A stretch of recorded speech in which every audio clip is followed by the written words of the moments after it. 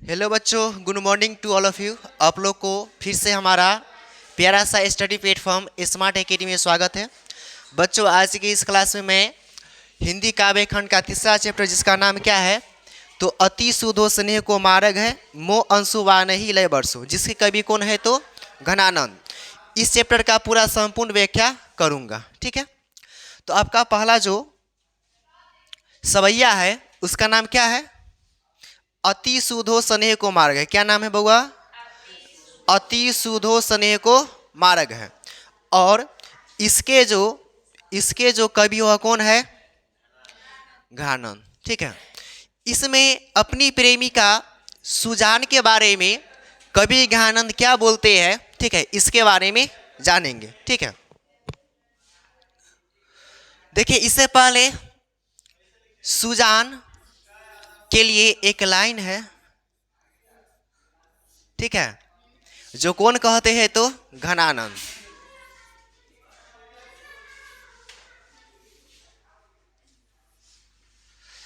घनानंद कहते हैं कि खुद से ज्यादा तुम्हें चाहते हैं सुजान, खुद से ज्यादा तुम्हें चाहते हैं सुजान, सचमुच तुम्हें खोने से डरते हैं सुजान। ठीक है, तो सुनिएगा, तो इसमें जो है कवि कहते हैं कि प्रेम का मार्ग अत्यंत सीधा और सरल होता है। प्रेम का मार्ग कैसा होता है? अत्यंत सीधा और सरल होता है। कवि घनानंद कहते हैं कि प्रेम का जो मार्ग है ना बहुत ही क्या होता है तो सीधा और सरल होता है, यानी कि सीधा और आसान होता है। इसे प्राप्त करने में न ही कनमा और न ही छटाक की आवश्यकता होती है, ज़रूरत होती है। यह जो कनमा छटाक जो है यह मापने की एक पैमाना है। तो कवि घनानंद कहते हैं कि हे सुजान, प्रेम का मार्ग बहुत ही सीधा और आसान होता है। प्रेम का मार्ग कैसा होता है? बहुत ही सीधा और आसान होता है। ऑब्जेक्टिव में क्वेश्चन पूछेगा कि प्रेम का मार्ग, प्रेम का मार्ग, प्रेम का मार्ग कैसा होता है तो सीधा, क्या तो अत्यंत सीधा और सरल। सरल मतलब क्या? आसान। अत्यंत सीधा और क्या होता है बउआ? आसान होता है। इसे प्राप्त करने के लिए न ही कनमा और न ही छटाक की आवश्यकता होती है। प्रेम का मार्ग बउआ कैसा होता है? बहुत ही सीधा और आसान होता है। इसे प्राप्त करने के लिए न ही कनमा और न ही छटाक की आवश्यकता पड़ती है। और जो इस मार्ग में चतुराई दिखाता है उसको भी सच्चा प्रेम नसीब नहीं होता है। तो बताइए प्रेम का मार्ग कैसा होता है? अत्यंत सीधा और क्या होता है? अत्यंत सीधा और क्या होता है? आसान होता है। इसे प्राप्त करने में न ही कनमा और न ही छटाक की आवश्यकता होती है। और जो इस मार्ग में चतुराई दिखाता है, ठीक है, उसको सच्चा प्रेम नसीब नहीं होता है। तो बताइए प्रेम का मार्ग कैसा होता है? सीधा और आसान होता है। इस मार्ग की क्या विशेषता है कि जो व्यक्ति इस मार्ग में चतुराई दिखाते हैं उनको सच्चा प्रेम नसीब नहीं होता है। तो आपका पहला क्वेश्चन इस चैप्टर से यही है कि कवि घनानंद के अनुसार प्रेम का मार्ग क्या कैसा होता है, इस मार्ग की विशेषता क्या है। तो अब क्या लिखिएगा कि प्रेम का मार्ग अत्यंत सीधा और सरल होता है, यानी कि आसान होता है। इस मार्ग की यही विशेषता है कि इस मार्ग में चतुराई नहीं चलती। इस मार्ग में चतुराई दिखाने वाले को सच्चा प्रेम नसीब नहीं होता है। ठीक है, कहते कि हे सुजान, तुमने कौन से व्याकरण पाठ पढ़ ली हो जो हमारी प्रेम को तुम नहीं समझ रही हो। ठीक है, कौन बोलते हैं? घनानंद बोलते हैं कि हे सुजान, तुम कौन से व्याकरण पढ़ ली हो जो हमारी प्रेम को नहीं समझ रही हो। और प्रेम का जो मार्ग होता है क्या होता है? अत्यंत सीधा और सरल होता है। इसे प्राप्त करने के लिए न ही कनमा और न ही छटाक की आवश्यकता होती है। इस मार्ग की यही विशेषता है कि छली कपटी लोग जो है इस मार्ग को नहीं प्राप्त कर सकते हैं। इस मार्ग में चतुराई दिखाने वाले लोगों को भी सच्चा प्रेम नसीब नहीं होता है। ठीक है, तो देखिए पहला जो आपका क्वेश्चन होगा वह क्वेश्चन होगा कि कवि घनानंद के अनुसार प्रेम का मार्ग कैसा होता है। तो क्या लिखिएगा कि प्रेम का मार्ग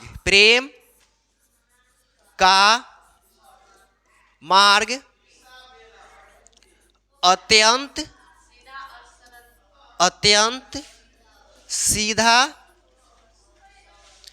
अत्यंत क्या हुआ तो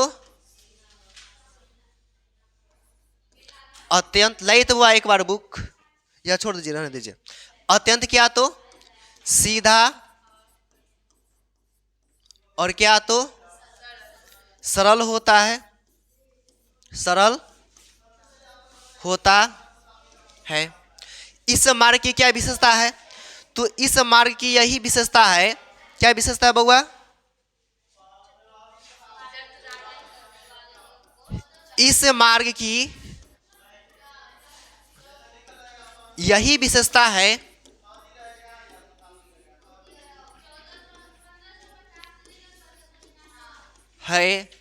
कि जो इस मार्ग में चतुराई दिखाते हैं,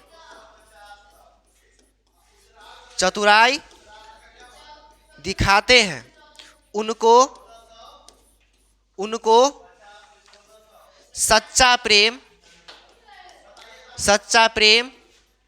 नसीब नहीं होता। ठीक है, तो आप लोगों को याद हुआ? बताइए प्रेम का मार्ग कैसा है? अत्यंत सीधा और सरल है। इस मार्ग की विशेषता क्या है?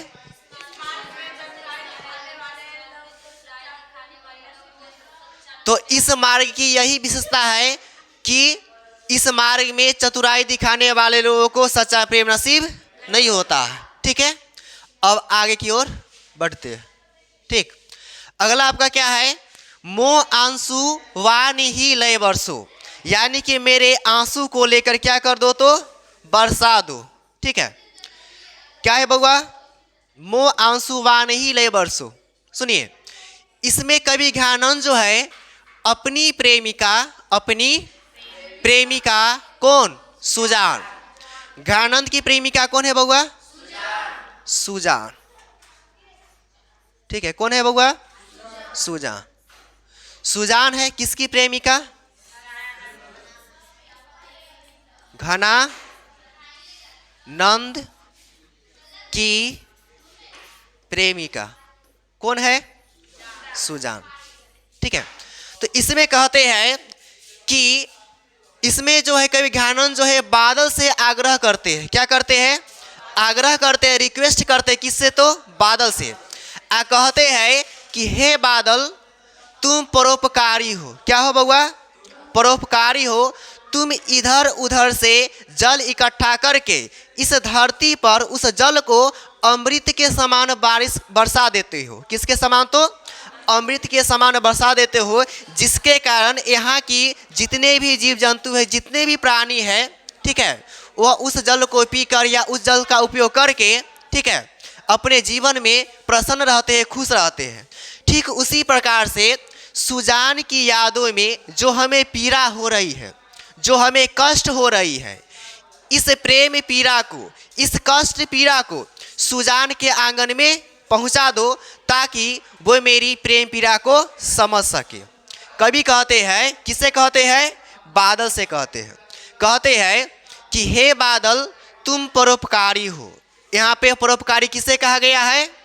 बादल को। या कहते कि हे बादल तुम परोपकारी हो या तुम परजन्य हो। परजन्य मतलब होता है दूसरे के लिए जन्म लेने वाला, दूसरे के लिए क्या करने वाला बउआ? तो यहाँ पे कहा गया कि हे बादल तुम क्या हो? परोपकारी हो। ऑब्जेक्टिव में क्वेश्चन पूछेगा कि परजन्य का अर्थ क्या होता है? तो दूसरे के लिए जन्म लेना। दूसरे के लिए क्या? तो जन्म लेने के लिए। तो दूसरे के लिए जन्म कौन लिया हुआ है? तो बादल। कौन बउआ? बादल। क्योंकि बादल जो है इस धरती पर इधर उधर से जल इकट्ठा करके इस धरती पर उस जल को अमृत के समान बरसा देते। तो कहते हैं कि हे बादल तुम परोपकारी हो, तुम दूसरे के हित के लिए अपना शरीर को धारण किए हुए हो। तो हमारी प्रेमिका सुजान की यादों में जो हमें कष्ट हो रही है, जो हमें पीड़ा हो रही है, इस कष्ट पीड़ा को, इस प्रेम पीड़ा को सुजान के आंगन में बरसा दो ताकि वो मेरी प्रेम पीड़ा को समझ सके। तो इस बार का आया हुआ सब्जेक्टिव क्वेश्चन है कि कवि घनानंद अपने आंसू को कहाँ पहुँचाना चाहता है, ठीक है, और क्यों। तो बताइए कवि घनानंद जो है अपने आंसू को कहाँ पहुँचाना चाहता है, तो सुजान के आंगन में। किसके आंगन में, तो सुजान के आंगन में, ठीक है, सुजान के आंगन में ना, अंगना मेरे अंगने में तुम्हारा क्या काम है। मेरा तो काम नहीं है, लेकिन कवि घनानंद के आंसू का तो बहुत काम है। किसके अंगना में, सुजान के अंगना में, ठीक है। तो कवि घनानंद कहते हैं, किससे कहते हैं, तो बादल से कहते कि हे बादल, क्या कहते हैं, हे बादल तुम क्या हो, परोपकारी हो, तुम अपना शरीर दूसरे के लिए धारण किए हुए हो। सुजान की यादों में जो हमें कष्ट हो रही है, जो हमें पीड़ा हो रही है, इन कष्ट पीड़ा को हमारी प्रेमिका सुजान के आंगन में बरसा दो ताकि वो मेरी प्रेम पीड़ा को समझ सके, ठीक है। तो आपका यह चैप्टर होता है समाप्त, ठीक है। तो आपका सब्जेक्टिव क्वेश्चन है कि कवि घनानंद जो है अपने आंसुओं को कहाँ पहुँचाना चाहते हैं, सुजान के आंगन में। कहाँ बउआ, सुजान के आंगन में। लिखिएगा कवि घनानंद अपनी आंसुओं को अपनी प्रेमिका सुजान के आंगन में पहुंचाना चाहते हैं ताकि वो बेवफा, बेहया, बेशरम सुजान, ठीक है, उनकी फीलिंग्स को समझे। किसकी फीलिंग्स को समझे, घनानंद की फीलिंग्स को समझे, ठीक है। बेचारी नहीं समझ रही थी, कितना बढ़िया से, कितना अच्छा से लव करते थे हमारे परम मित्र कौन, घनानंद, लेकिन हमारे घनानंद को भी धोखा दे दी ना। इसलिए लड़की जात पे विश्वास नहीं करना चाहिए, भरोसा नहीं करना चाहिए, ठीक है। लड़की का ही दूसरा नाम क्या होता है, धोखा, ठीक है। हाँ, सुनिएगा, बताइए प्रेम का मार्ग कैसा होता है, अत्यंत सीधा और सरल होता है, ठीक है। बताइए किस मार्ग में चतुराई नहीं चलती है, प्रेम के मार्ग में चतुराई नहीं चलती है। जैसे कि आप किसी से प्रेम करते हैं, सपोज डेट मान लीजिए कि यहाँ पे कोई राहुल नाम का लड़का है, ठीक है, और वह जो है कोई सुमन नाम की लड़की से प्रेम करती है, ठीक है। अब देखो, अब सुमन से भी प्रेम करता है कौन, राहुल। उसके बाद एगो और को है फसैले जिसका नाम है निशा, ठीक है। अब इससे भी प्रेम करता है, इससे भी प्रेम करता है। तो राहुल की जिंदगी में कएगो, दूगो है ना, दूगो। तो इसको कभी भी सच्चा प्रेम नसीब नहीं होगा, ठीक है, कभी भी सच्चा प्रेम नसीब नहीं होगा। अगर इससे प्रेम करेगा ये बेचारी गुस्सा होगी, इससे करेगा तो ये गुस्सा होगी, और कहीं छोड़ेगी तो ये दोनों छोड़ देगी, ठीक है। तो ये बेचारा को सच्चा प्रेम कभी भी नसीब में नहीं होगा। इसलिए इस मार्ग की यही विशेषता है, क्या विशेषता है, कि इस मार्ग में किसी को चतुराई नहीं दिखानी पड़ती। जो चतुराई दिखाएगा उसको कभी भी सच्चा प्रेम नसीब नहीं होगा, ठीक है। तो बताइए प्रेम का मार्ग कैसा है, अत्यंत सीधा और सरल होता है। इसे प्राप्त करने के लिए न ही कनमा और न ही छटा की आवश्यकता होती है। जो व्यक्ति इस मार्ग में चतुराई दिखाते हैं उसको कभी भी सच्चा प्रेम नसीब नहीं होता है।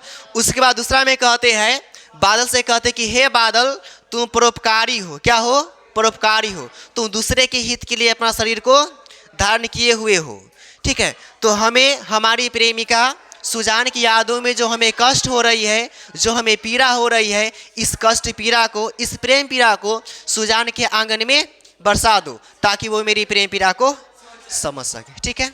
तो आज के लिए इतना है।